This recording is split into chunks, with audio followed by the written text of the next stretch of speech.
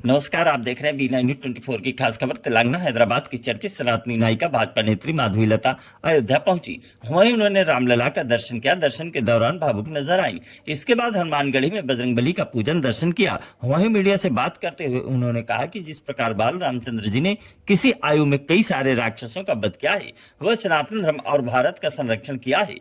प्रभु राम से मैं भी मांगती हूँ कि हमें शक्ति प्रदान कीजिए, जिससे हम भी सनातन के लिए कुछ कर सके। हमारा सौभाग्य है कि हम रामलला का दर्शन कर रहे हैं, उनके शांति और प्यार भरी शक्ति का दर्शन कर सके। माधवी लता ने ओवैसी के सनातन विरोधी बयान पर पलटवार करते हुए कहा, जो खुद के कौम की स्त्री की मर्यादा नहीं कर सकते, वह सनातन को क्या समझेंगे। जब मोदी सरकार गैर हिंदू धर्म की महिलाओं को देवी मानते हुए उन्हें न्याय दिलाते हैं, तब भी उन्हें पीड़ा होती है। राहुल जैसे लोग ऐसे कानून के खिलाफ दिखाई देते हैं। उन्होंने कहा, देश के चंद लोग ऐसे हैं जो मुसलमान नहीं हैं, केवल धर्म की आड़ में देश को बांटना चाहते हैं, नफरत फैलाना चाहते हैं। देखें खास खबर B9 न्यूज़ 24 के साथ। अभी ये भी पूछने वाली बात हुई है भैया, कैसे लगा कहने के लायक भी हम नहीं हैं।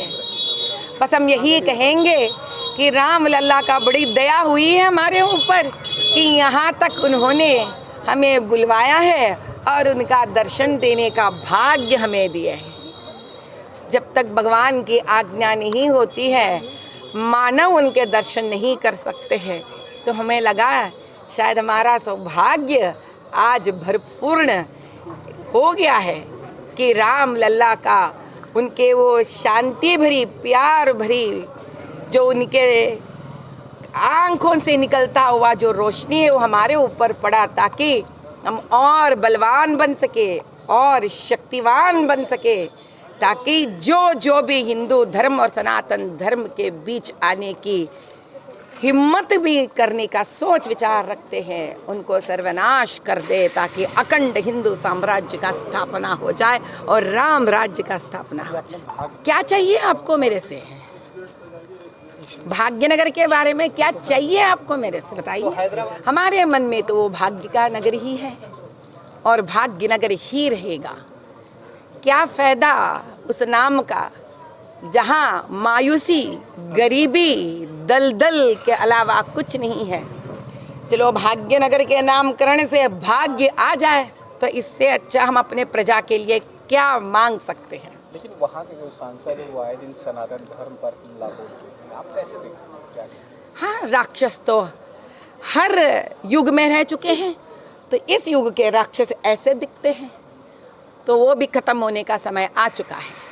खत्म होकर ही रहेंगे, क्योंकि उनके पास कोई दूसरा चारा नहीं है। जब हिंदू जागृत हो जाता है, जब हिंदू अपने गहरी नींद से खुलकर उठ जाता है, तो सबसे पहले वो सनातन धर्म और हिंदू धर्म का संरक्षण ही करता है। और सनातन धर्म का संरक्षण करने का मतलब है लोक कल्याण, शांति।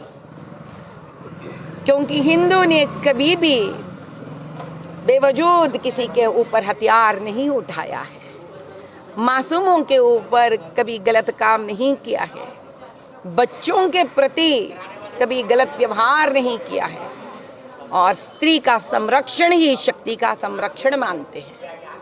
इसीलिए संपूर्ण तरह से हम राम लल्ला के यहाँ से एक ऐसी आशीर्वाद लेकर निकल पड़ेंगे, ताकि सिर्फ भाग्यनगर का ही नहीं, भारत का भी अगर किसी में मजाल हुआ इस देश के प्रति गलत सोचने का, उस सोच को तोड़ेंगे, मरोड़ेंगे और फेंक देंगे।